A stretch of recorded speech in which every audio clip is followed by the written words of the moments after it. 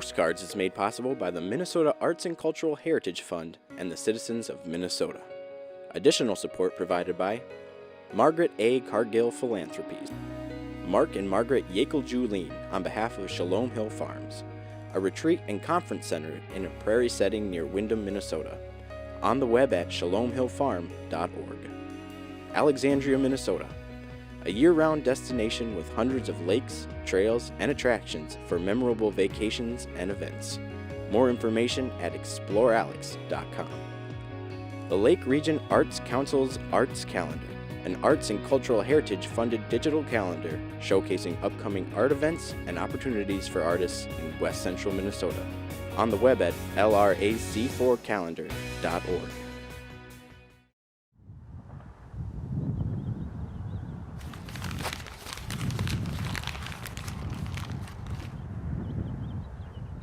I think there's definitely a reputation of rural Americans for being really narrow-minded, stuck in their ways. But I think there's just that idea that, it's all conservative people that just think a certain way, and we're not as intelligent as people who live in a city maybe, or not as worldly. My name is Betsy Roeder, and I am the Executive Director of the Cultural Center in New York Mills. Does it ever surprise people to hear that there's a contest like this in a town of 1,200 people? Always, yeah. Yeah, I get a lot of that. Oh my gosh, I can't believe that's happening in your tiny town. The way that it started, this idea of civil discourse and a philosophy competition for everyday Americans, those were the original intentions of the Think Off, and they remain true to how we run the Think Off today. So really not a whole lot has changed. The Great American Think Off is a philosophy competition, and it's really for the everyday American. So the idea of the Think Off was to bring philosophy out of the ivory towers of academia and into the lives of everyday Americans. So, we certainly, we get decent amount of essays every year, typically at least a couple of hundred. Where do the essays come from? Mostly people from a wide variety of geographic backgrounds, and also from a variety of occupations, ages. Really every year it ranges from 16-year-old high school students to 90-year-old retired whatever. We have farmers, truck drivers, we've had several people who've been incarcerated enter the contest. We've had actually one year, somebody who was in jail was a finalist, and they first were going to be able to get out for the debate, and then they were like, no, actually, we can't let them out. So every year, there's a committee of volunteers that get together and discuss ideas for the question. And once a question is selected, that is announced each year on January 1st, then people have until April 1st to write essays answering the question. They are directed to choose a side, one way or the other, and then write an essay of 750 words or less. And so that comes to us by April 1st, and then we take a month for the committee to review and judge those essays, and then we announce the 4 finalists on May 1st, and then the debate happens each year on the second Saturday in June. So the audience does the voting. The purpose is for them to listen to these debaters and make a vote for who argued their point best. The first year we asked the question, the nature of humankind inherently good or inherently evil? And believe it or not, that actually ended in a tie vote. So the question was not answered until our 20th Great American Think Off, we asked the question again. Evil won, actually, which is a little bit depressing. Everybody has opinions on these big questions in life. And so we want to give people the chance to write an essay with those opinions and thoughts and experiences and come to New York Mills and debate that topic live each year. Well, would you look at that? That sure is different. Well, I don't. Oh, shh. They're about to start. Number one, I'd say the number one thing is that the writer has to take a definite, firm side. A wishy-washy essay doesn't go anyplace. The writer has to actually take a firm side. And then, of course, the other thing is that we do like to have essayists include personal experience. Actually base their argument on personal experience and observation. Just a purely philosophical essay might not cut it just because we want to make the event more personal. The idea is to get, the common man and woman to respond to our solicitation for essays. We don't discourage philosophers, mind you, but we're definitely looking for just people in ordinary life to write. What does it take to change someone's mind? A really good argument. Oh, well, I never thought of it that way, but have you ever thought? I don't know. It's a good thing to consider.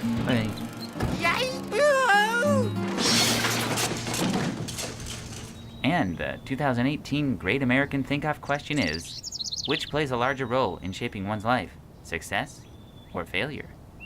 Now, let's go meet our contestants. I'm Anthony Berryhill. I'm 35 years old. I live in Austin, Texas, but I'm originally from New Orleans, Louisiana. I work at GLG, which is a company that works with investment firms that are doing research.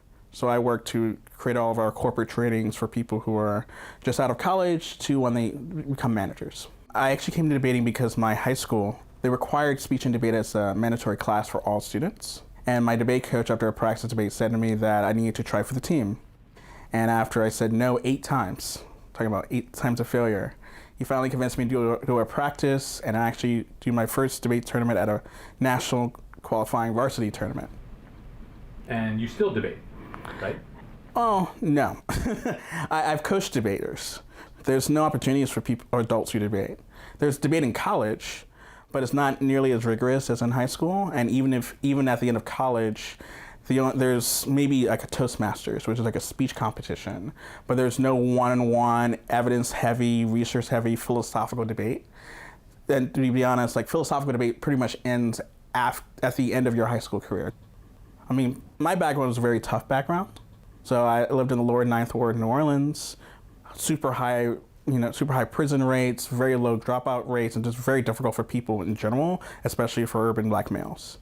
And because of that background, that informed a lot of the way I think about the world, but it's also, I teach a lot of students of color as well. So for them, they see debate as an opportunity to actually have advocacy to talk about issues they care about that are relevant to the debate topics we do. So with them, I do a lot of work to help them with their confidence, because they often have teachers who, through their high schools, even through debate, may crush that confidence based on various factors. That's part of it, but also, in the style of debates I teach, is you have to learn how to debate things from both sides of the political spectrum. So a lot of my style is in terms of teaching them how to find something they actually care about and agree with, and to do it very well, versus trying to turn them into something they're not, or to sound or look like someone they're not. Didn't have any sneakers when I was at home in New Orleans because I had a very poor family. They couldn't afford it. So as I did more and more work and did all that other stuff, I was able to kind of fulfill that hobby. What's your niche? What's your sneaker niche? Niche? Things that are very flashy. So like I have orange sneakers here, gold sneakers here, so anything that stands out. And I think that's actually a debate relevant point, which is before debate, I was very scared of being seen. And this is just one manifestation of it. I learned how to be in an audience full of 200 people or 500 people, whereas nothing in my background or in school taught me to do that.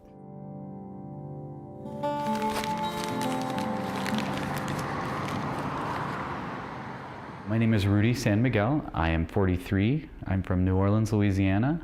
I am a manager at a coffee shop. I've not done a lot of debating. As I told you, I'm not an incredibly competitive person, so I will probably be voted out in the first round. Dixie, come here. Come here. This is Dixie. You live in New Orleans, but have you spent time in small towns before? I have. I was born and raised in a little town called Penfield, Illinois, population about 150. My father was the only brown-skinned person in town. I inherited my mother's Irish white skin and my father's black hair. But they raised me in a small white town. And then being gay, at the time I didn't know what it meant. We were that sheltered that I wasn't aware of what gay was until high school. and I was outed in high school. So that's when I discovered at the same time that I was gay, what gay was. I knew I was different, but so the combination of the two could be difficult. There were people in the town who were racist and would say things to me about my dad or about me.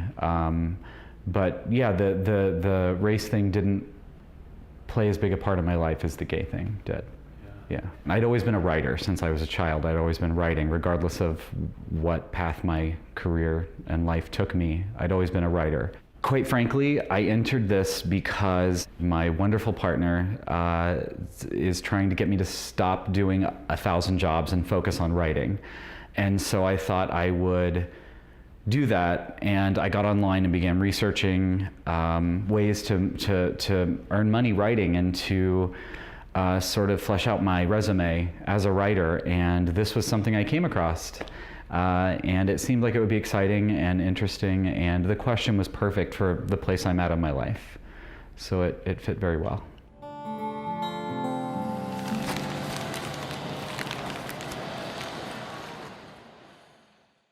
My name is Tanya Obari. I am 36 years young. I am originally from Baltimore, Maryland, but currently reside in Nashville, Tennessee. My career is a freelance editor, writer, educator, and full-time mom. My daughter's name is Talani. She's 3 years old. She's very tall, so a lot of people mistake her for 5 or 6, but she's the light of our world.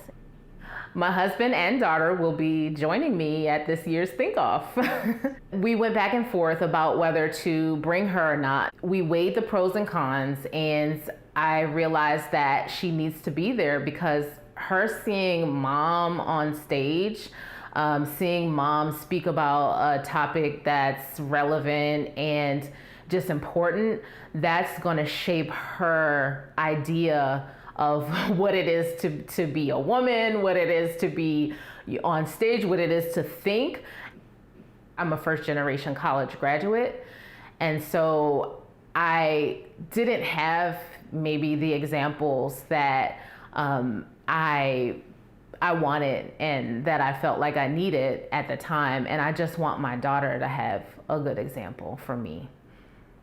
My favorite authors now, Tayari Jones, Toni Morrison, Alice Walker, Chimamanda. So I can go on and on. Mostly I do look to other Black female writers because it's important for me as a Black woman to hear their point of view and their perspective and to be able to add to the circle of that as well. Are you apprehensive at all about coming to New York Mills? Yes, I am. I'm very apprehensive.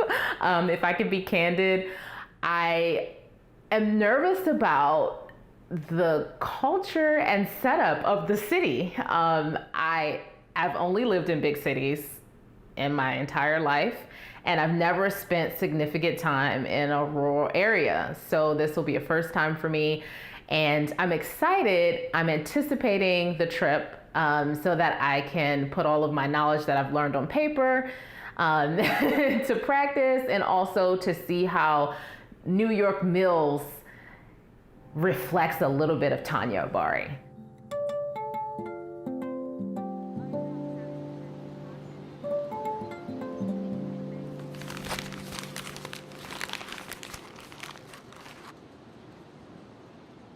My name is Mark Bland. I live in Virginia Beach, Virginia.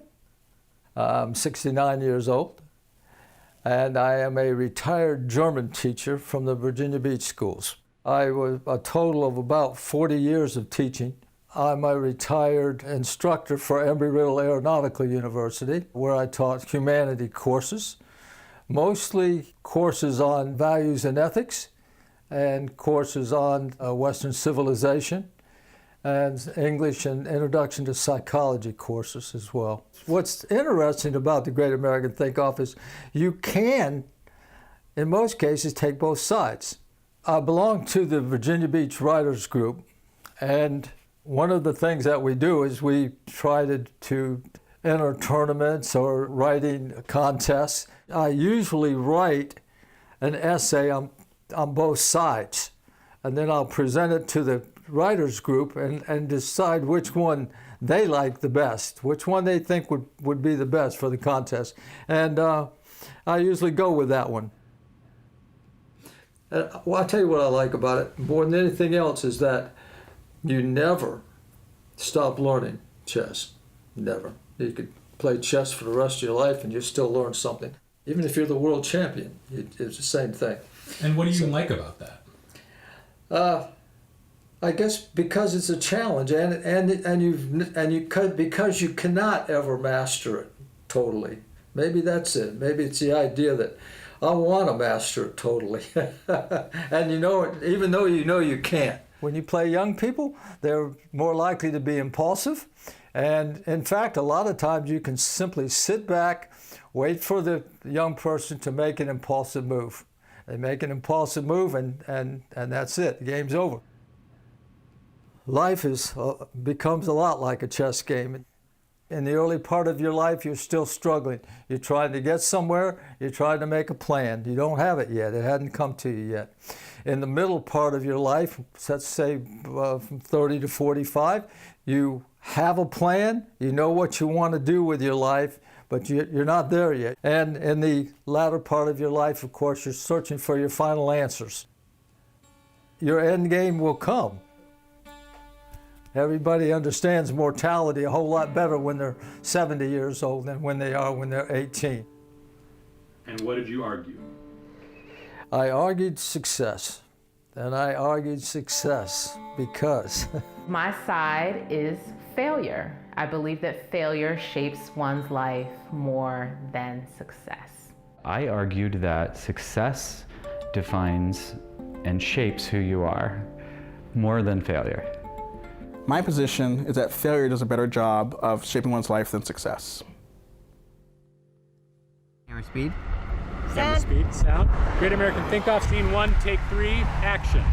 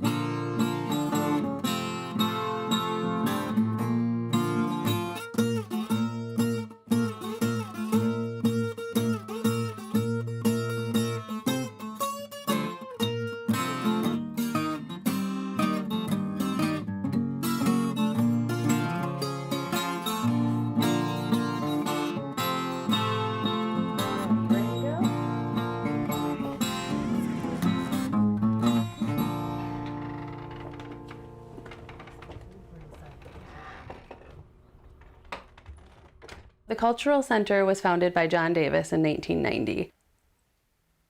Our legal name is actually the New York Mills Arts Retreat because we started as an artist residency program. So John moved here from the Twin Cities and bought a kind of rundown farm and ran the residency out of his farmhouse and his barn for the first couple of years. My dream, what I really wanted to do was to do my art on my own place out in the country with a little barn as a studio. But I pretty much was looking for something in my price range. That was the first factor involved. Drove up here one day and looked at the place and knew that was the right place and bought it the next day. I mean, I knew it was just New York Mills. I mean, it has such a nice ring to it. It's like perfect for an arts, you know, I mean, it's like, that's it. So I really didn't even have to look at this place. The realtor said that there was an abandoned house on it and, you know, a couple of barns, and it sounded great to me. You know, when he was showing it to me, I think he thought I was crazy. It was to the point where another 3 years, nobody could have done anything with it. And I think the people around here thought it had already reached that point, but I could picture how it could look. this building that we're in now was actually going to be demolished. It was built in 1885. It was a general store, and then in the late 1980s was a furniture store, and then the furniture store closed, and so they were going to knock the building down. And John Davis said, please don't knock that cool building down. If you give me some money to rehab it, I'll turn it into an art center.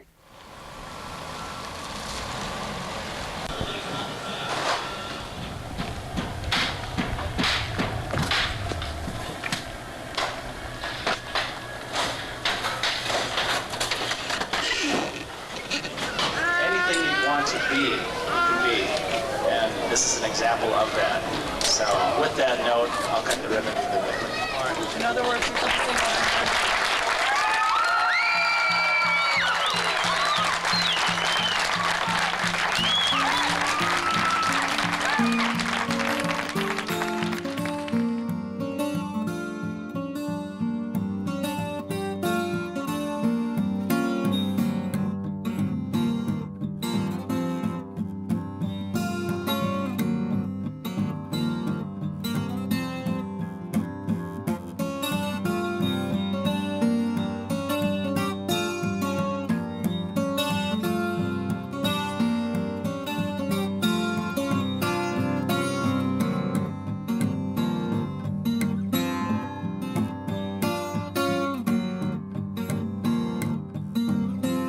And let's join our contestants as they present their arguments in the high school auditorium. Moderating this year's Think Off is Ashley Hansen. Round one, arguing success, is Mark versus Rudy. All right, let's do it. If you fall off the horse or bicycle, you get back on it. Do that enough times and you become proficient at the task of riding. You started with failure and ended with success, but which played a larger role in shaping your life? My first memorable experience with success came in high school, when I realized I could outrun any student in my class. What gave me pleasure was winning the 800 meter for the city. The losses no longer mattered. Success kept me running. Had I settled for failure, I would have never made it back to the starting line. 1 year after graduation, I found myself in the Army in Stuttgart, Germany. I was put in a slaughterhouse where I did meat inspections for the military. Not one person in the slaughterhouse spoke English, and I didn't speak a word of German. The days became long and lonely, and the work more difficult without the ability to communicate. Every evening, I learned 10 phrases that I could use the next day. Within 3 months, I communicated effectively in the language. I could say anything I wanted, I could read fairly well, and over a beer and bratwurst, I could understand the lunch jokes. Because of my success with German, by month 4 as a PFC, I was selected to be the chauffeur for the commanding officer of our unit. After returning to the States, I attended Old Dominion University, where I earned my first degree, a BA in German. 40 years later, I retired as a high school and middle school German teacher from the Virginia Beach schools. My success in German had shaped my entire career. Failure was nowhere in sight. Before I began my teaching career, however, I went through a 10-year period of constant failure. I worked as a truck driver, a salesman, bowling lanes technician, waiter, chauffeur, clerk, truck loader, carpenter, lifeguard, gas station attendant, mechanic, steel supervisor, handyman, trapper, crab boat captain, and furniture deliverer. None of these jobs provided enough income to support a family. Failure had kept me company all the way. By the time I was offered my first teaching position, I was 6 months behind in my trailer park rent. I was driving a car I bought for $200. My trailer was in desperate need of repair. We didn't even have an operative furnace, and we were one payment away from losing our trailer. The Christmas of that year, I bought my wife a pair of underwear, my daughter a pair of socks, and my son a toy truck. I chopped down our Christmas tree in the woods, and we spent the holiday without heat. I do know the meaning of failure, and I understand its devastation, but I didn't let it shape my life. During my years as a teacher, I also fell in love with chess. Here, success was slower in the making. Mr. Failure shook my hand over and over. Bobby Fischer stated that you have to lose 1,000 games before you begin to get better. Well, I lost my 1,000 games, but today I have 64 trophies, several $1,000s in prize money, 23 trips to the World Open, and chess 6 days a week. Mr. Failure only rides in my back seat and bothers me once in a while. Success sits beside me in the front and keeps me company.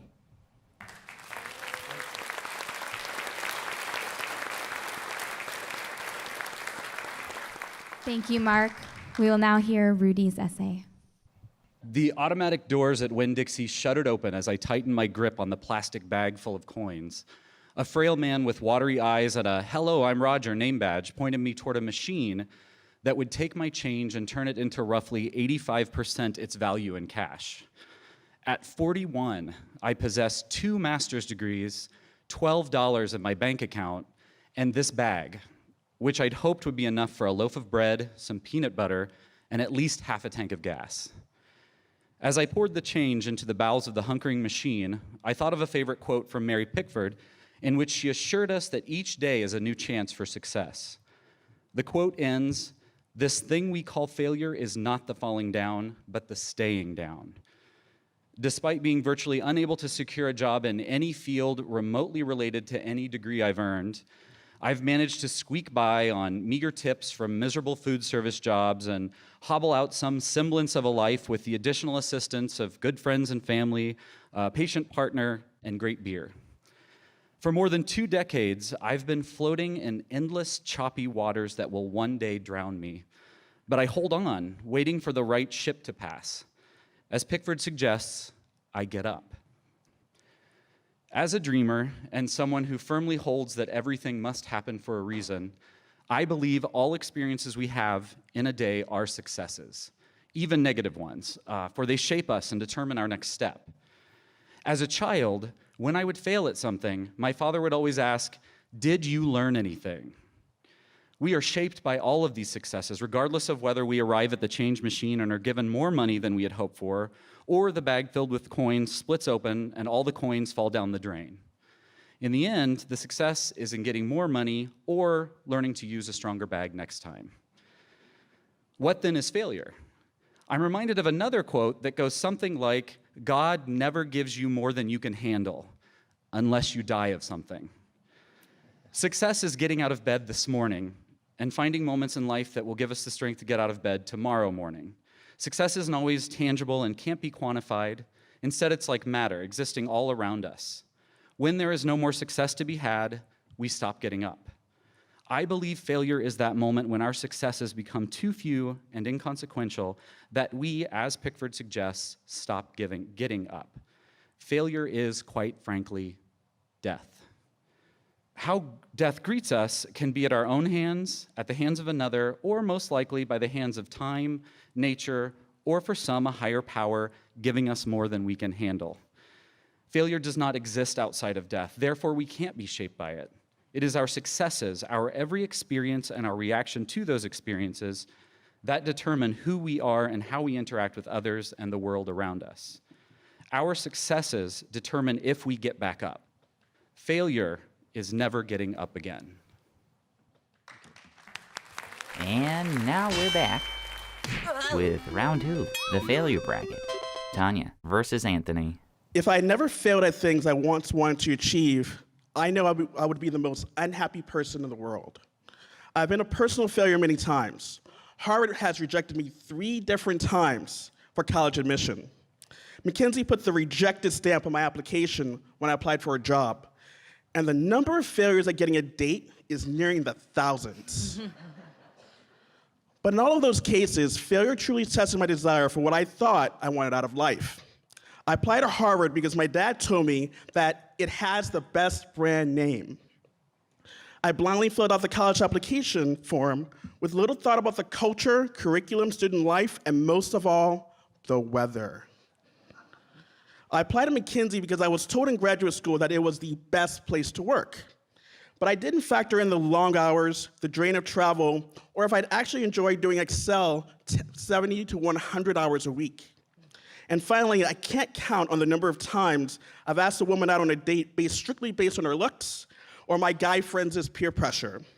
In retrospect, the failure of scoring a date has saved me a lot of heartache, drama, and mutual dissatisfaction. The larger point is not about my personal and professional tastes, but instead to emphasize how failure sharpens our decision-making and emotional swords. It is easy to go for things and pray for success based on peer pressure and groupthink. As a teacher of high school debaters, I see this year in, year out.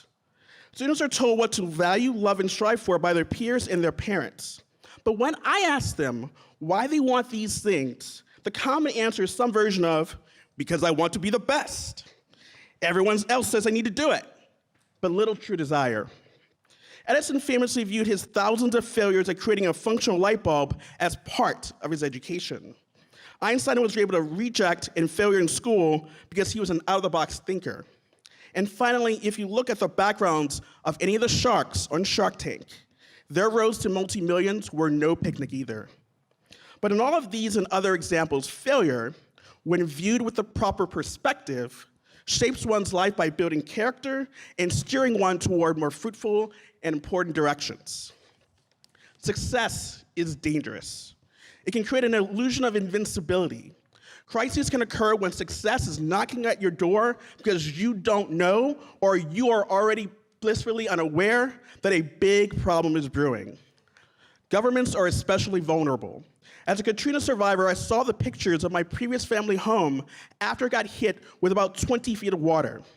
I still think about my city and the neighbors who spent decades riding out storms and successfully doing so. Many, unfortunately, didn't live to survive the correction to their hubris. Success enables one to ignore the possibility of failure or catastrophe. It inspires ideas like momentum and inevitability in sports and professional competition. Groupthink then kicks into overdrive, shutting out any naysayers who warn that the successful may have metaphorically have no clothes on. Just ask the 72-win Golden State Warriors and all of those sports journalists who said it was impossible for the team to lose. Failure shapes life on both ends. It gives us feedback on the decisions we make, and if we let it, it can warn us before we completely go off course. In my own life, failure and rejection saved me from the bitter cold of Cambridge, 100-hour work weeks, and hundreds of miserable dates. Thank God for failure.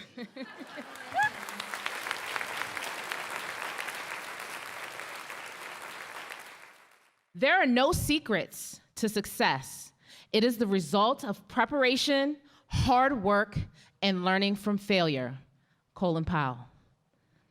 As clear as the midday sky, the first time that I experienced failure is a vivid photograph perched upon the back corner of my earliest childhood memories. At 6 years old, failure wasn't a feeling or a topic that I had already explicitly encountered, yet it suddenly landed on my shoulder during the first round of the State Dramatic Reading Championship. Conquering the rounds locally, I was surely a shoo-in to take the state title. After many weeks of diligently preparing a short dramatic reading of Shel Silverstein's Listen to the Mustn'ts, the words were so fitting that I really believed that anything could be. The odds were already stacked against me before I took the stage. The lone representative from a school district that wasn't on anyone's radar, the lone person of color, the lone contestant whose parents couldn't afford a fancy competition dress or sparkly new shoes, the lone contestant who read in a distinct Baltimore vernacular. Somehow, though, I was confident in my ability to beat those odds. The performance was powerful. It was my best one to date. I read with passion, clarity, and a particular emphasis on the last line of the poem, anything can be. I believed it. I stood there and I had a 2-minute pause until the first place winner was announced, all of which the time was spent with my voices in my head, arguing the competition's outcome. So when the winner was announced, I intentionally blocked the sound, and I saw an ecstatic girl sprinting towards the podium to claim the championship trophy. In that moment, I felt a single tear run down my face. As the eliminated contestants exited the stage, one of the judges whispered something to those who had not been named winners. Remember, failure is simply success turned inside out. I expect to see you all next year. Suddenly, those tears transformed into hope. Did I win the state title? No. Did this mean that I was a horrible reader? No. Was I going to try again? Well, yes, absolutely. This was a tough lesson to learn so early, but a necessary one. The next year, I practiced harder, returned to the state championship, and received second place. The next year, I practiced even harder, and then I danced to the winner's circle to pick up my first place trophy. Failure had created an insatiable desire to do better. In the 30 years post learning the first memorable lesson, failure has since shown up to my doorstep more times than I can count. Both microscopic missteps and colossal failures that have cost employment, savings, residencies, and security. There were many times when failure, especially the extensive ones, made me uncomfortable. At times, failure's villainous stare discouraged me from believing that I was even capable of success. Our society glorifies success, which doesn't allow us to see others' failures, even if they are the catalysts behind our winning. All of these factors can make one believe that failure can only negatively shape your life. However, reality is that failure is a vital stepping stone to success. When I poured my life savings into a business that failed, I may have lost the LLC, but I gained valuable experience about how to be an entrepreneur. When I moved hundreds of miles away to pursue a job that eventually laid me off, instead of focusing on being let go, I appreciated the beauty of navigating places outside of my comfort zone. When doctors warned me that obesity and hypothyroidism was causing infertility, I became resilient and relentless in my pursuit of natural healing and fertility. This time, the perceived failure resulted in a beautiful baby girl who's sitting in the audience right there. Failure humbles the spirit in unimaginable ways, allowing humans to find strength, to persist, and to conquer. While life's road of success is still unfolding for me, I am reminded by that great lesson I learned 3 decades ago. Each failure is a lesson.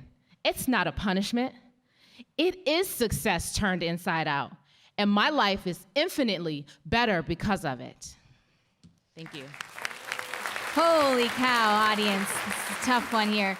Once you have cast your votes, we are going to take a brief intermission while the judges tally the votes. Stretch your legs, shake out your bodies, meet a new neighbor, and we'll see you back here in 15 minutes. Thank you all.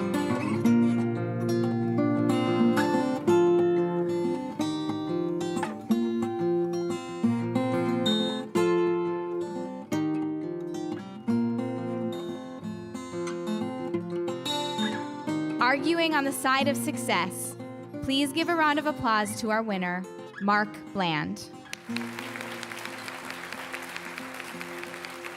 And arguing on the side of failure, please give a round of applause to our winner, Anthony Berryhill.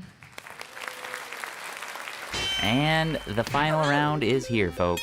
Mark versus Anthony. Success versus failure. And you know, this round is interesting because the audience gets to submit questions to the thinkers. That's what they'll be answering. Oh, let's go there now. Or Mark. So I'm going to have you call it in the air. Heads. You said heads? It's tails. Failure. Mark. Failure can be brutal, ugly, and unpleasant, and tends to be more public than success. Therefore, isn't failure to be avoided at all costs? And if it is avoided, what fills in the gap to cause a person to persist and succeed? Everyone experiences failure. I don't question that. And I don't question the fact that failure leads to success even. I'll go back to the very first illustration that I gave. You fall off the horse, you get back on the horse. Now, you do that enough and you become a proficient rider. Sure, the first time you rode the horse, he bucked you. The second time you rode the horse, you forgot to hold his head up and he went forward and you broke your arm. The third time you rode the horse, you held the reins too tight and you went backwards instead of forward. Well, the point is that even though that you have these horrific failures, it will be the success of riding that horse that will shape that person's life. He may even become a rodeo rider for all I know. But the point is that it wasn't the failure he forgot his failures. He forgot all of those failures. Success is what counted. Success is what made him, and not the failures. Thank you. Your rebuttal. Sure. The question said that failure can be public, nasty, brutal. I argue that's the point. The reason that success has any value is because it's so nasty to fail. Think about sports. Those kind of movies that make us cry, like the American Ice Hockey Team. The reason the success has value is because we imagine the underdog and what they go under. If there was no nastiness or brutality to failure, then we would never play the game at all. Do you know what they call a game that's too easy to succeed? They call it broken. Great. So we're going to go right back at you. What would you say to someone who has given up hope because of perceived failures overriding success in their lives? Do they know me? There are many times in my own life where I was that person. Even at my current job, being denied a promotion. And not just being denied a promotion, but being told that you are failing and you may not be here very long. So what do you do in that moment? And I think what I would tell that person is what I've told anyone I've worked with or mentored, which is, number one, use this as a moment to test if the thing you want is really that thing. And two, recognize that there is a celebration in that failure. There's a celebration in that moment. Because if you succeed eventually, it's remembering that history that gives our success value. I think about people who've had privileged lives their whole time. So in my essay, I'm talking about a lack of dating or getting into Harvard, who have all of those things, but they feel suicidal. They feel worthless. Why? Because they didn't have the realization of their own abilities. They didn't have the resistance that failure gives them. Think about celebrities who kill themselves, celebrities who just go completely under ruin, and they're like, I only had one hit. And I'm here thinking, give me one hit. I want to be a one-hit wonder. They don't recognize their own successes because it came too easily. Same question. What would you say to someone who has given up hope because of perceived failures overriding success in their lives? You know, I was a coach for 30 years, and of course, every person on your team is not successful, and some of them feel very as failures. It can happen in. I've coached basketball and track and field mostly, and it's true that people become obsessed with not winning, with not becoming what they wanted to be. Whether it was weightlifting or running or basketball or volleyball or softball, and my answer for that is that you keep striving for success and it'll come to you, but you have to pursue it. And by nature, most of those people did exactly that. I had one girl on a basketball team, for example, who was absolutely horrible, and she went to summer camps at ODU, and by the third year I had that girl, she was my center, and she was the best person on the team, and she did that because she searched success, and that she got over her failures, even though she thought she was a failure at that time. And again, it comes right back down to success is the pursuit. It is not failure. And closing comments. You'll each have 2 minutes for your closing comments, and we're going to start with Mark. Okay. I think we need to go back to the original question, which plays a larger role in shaping your life. And my answer is success. It is not failure. Again, success is natural. It is a natural instinct to want to do better, to find success, to go after success. Failure is not. In fact, in most cases, you avoid failure at all costs. Some people more than others, and of course, that's one of the risks that you take. For example, if you're learning a foreign language, for example, and I think that's a good example. If you're learning a foreign language, you're going to make 10,000 mistakes. I mean, you'll make mistake after mistake after mistake. But if you're a risk taker, in other words, you accept your mistakes. You don't dwell on your mistakes, you just accept them. You'll forget those 10,000 mistakes once you're fluent. When you're fluent in the language, then the mistakes didn't matter anymore. They didn't matter anymore because now you're fluent, you speak in the language, you do what you're supposed to be doing in the language, and you know the language. Yes, you're a risk taker, and some people are more so than others. And of course, anyone in here that speaks a foreign language, you understand what I'm talking about, that you've gone, quote, the extra mile to become proficient at that language. But the point is that you became proficient at that language, and because it will shape your life. And the point is that it's the success of it that shaped your life, not the failure. Thank you, Mark, for your closing comments. Anthony, closing comments. I agree with Mark about the value of success in terms of how it's our natural instinct. But my thesis throughout tonight has been these are sometimes instincts that need to be challenged. We want to run away from failure. We want to block it out of our minds, and I would hope that we don't. When we think about the ends of our lives, we don't think about how much money we made.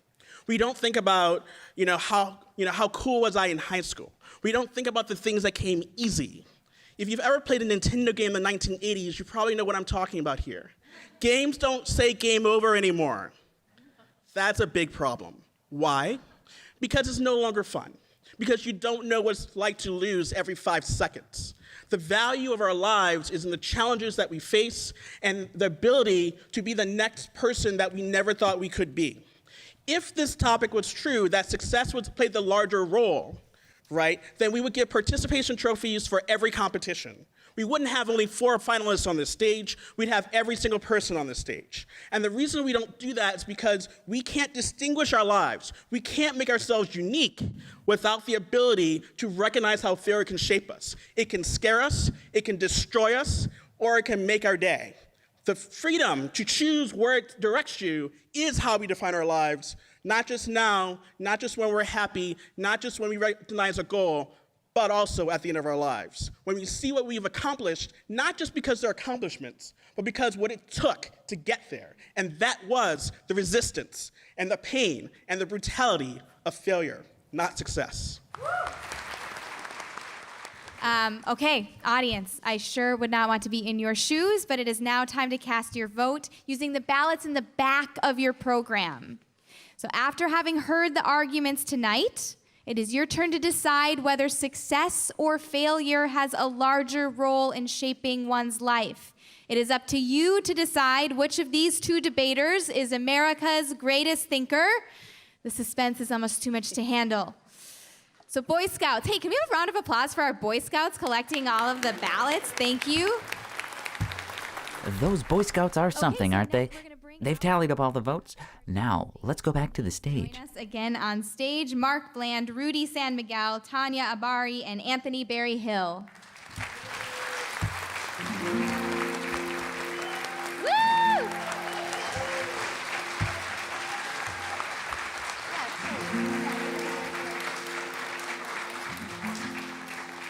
We have Alice with the awards. So we're going to start by awarding our bronze medals to the first round and second round contestants, Rudy San Miguel and Tanya Abari. Let's give them a round of applause for their bronze medals.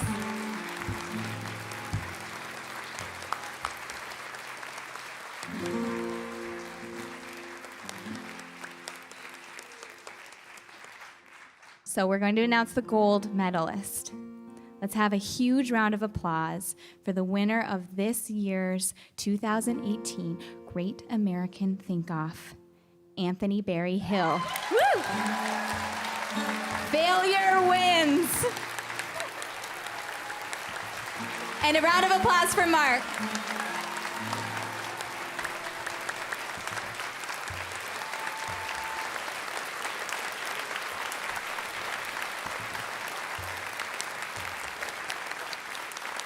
Congratulations, and we'll see you at the Cultural Center.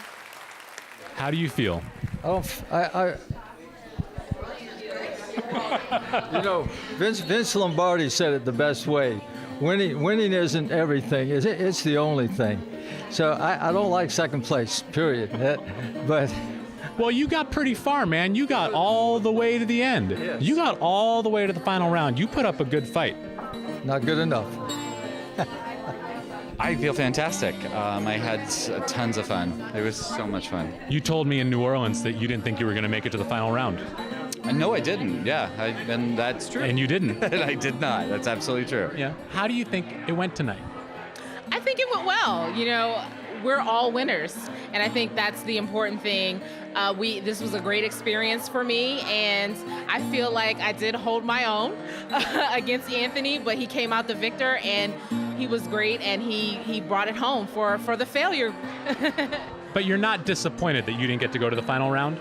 No, absolutely not. Why would I be disappointed? I'm here. You may see me in 2 years, and I might be back on that stage with that gold medal. Do you think your mommy did a good job? Yeah. Has anyone ever told you that you're just the best? Yeah, his mommy's the best too. I think everyone wants to be heard. And I think we're in a situation where people are blowing up on Twitter and social media and everywhere else because they don't have an audience. So I think debate matters, and substantive debate matters because it's the only opportunity that people can actually figure out what they're thinking and actually be able to tell other people what they're thinking. So in my own life, living in the lower Ninth Ward, no one heard me. And debate gave me the opportunity to have time to say, this is what I think, and you have to listen it, and you have to take it seriously.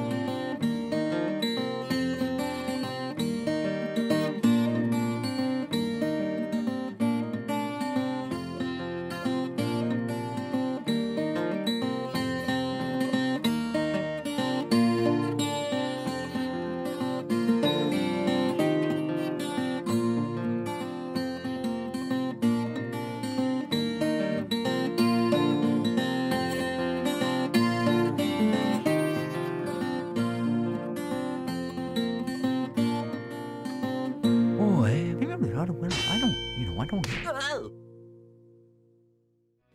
Postcards is made possible by the Minnesota Arts and Cultural Heritage Fund and the citizens of Minnesota. Additional support provided by Margaret A. Cargill Philanthropies, Mark and Margaret Yekel-Julien on behalf of Shalom Hill Farms, a retreat and conference center in a prairie setting near Windham, Minnesota. On the web at shalomhillfarm.org. Alexandria, Minnesota, a year-round destination with hundreds of lakes, trails, and attractions for memorable vacations and events. More information at explorealex.com. The Lake Region Arts Council's Arts Calendar, an arts and cultural heritage funded digital calendar showcasing upcoming art events and opportunities for artists in West Central Minnesota.